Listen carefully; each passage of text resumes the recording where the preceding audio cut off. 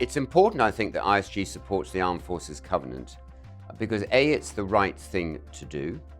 The Armed Forces needs support. And the Covenant is a way to measure how successful we are in doing that. Our support for the Armed Forces aligns with our work as a business, I think particularly in the defence and justice sectors, in that the work we're doing here really adds that piece of social value.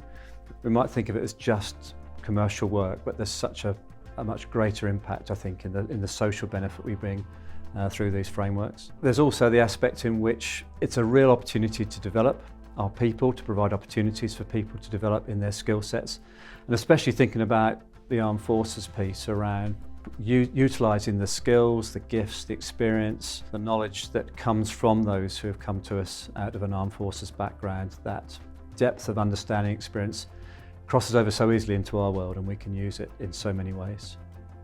So I joined the RAF in late 2008 as an engineering electrical apprentice. Throughout my time in the RAF, which was over 13 and a half years, I spent various tours around the UK, but also further afield in various places like Afghanistan, Iraq, Syria, and so on.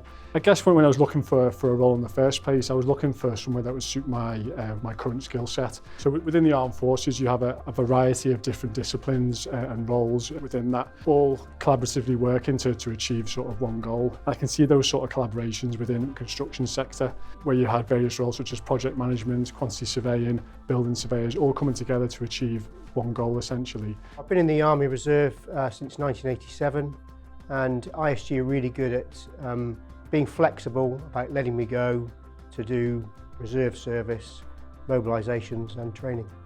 Recently I've been on a training course with the Army to look at innovation, efficiency and improvement, and I've brought that back to my civilian job as Head of Quality and Systems for Retail.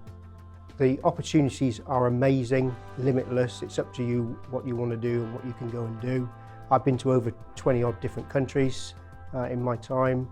It's open to anybody. As long as you're reasonably fit, you can be trained, and I would highly recommend it.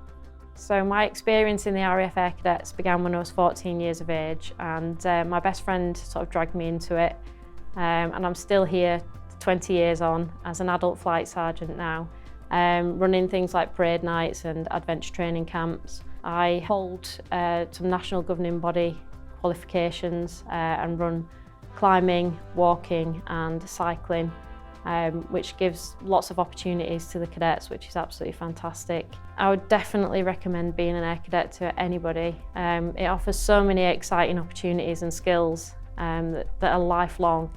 They can set you up in everyday life, they can set you up in interview situations, team working situations, and they just offer some unforgettable experiences, and you meet some fantastic people that become lifelong friends. We provide a lot of additional support to our Armed Forces community, particularly some benefits through our More For You package.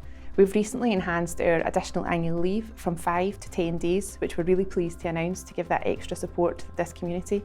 In addition to that, we also encourage you to use your 2 volunteering days and also to use that for your duties within the Armed Forces. There's also other opportunities, including employment, mentoring and training opportunities available. So the role that businesses can play as people transition is crucial in a number of places. There are some 12 to 15,000 service leavers every year, and that churn continues. And whilst people have sort of grown up within their own sort of employment skill set within the military, they're often quite nervous about their second career.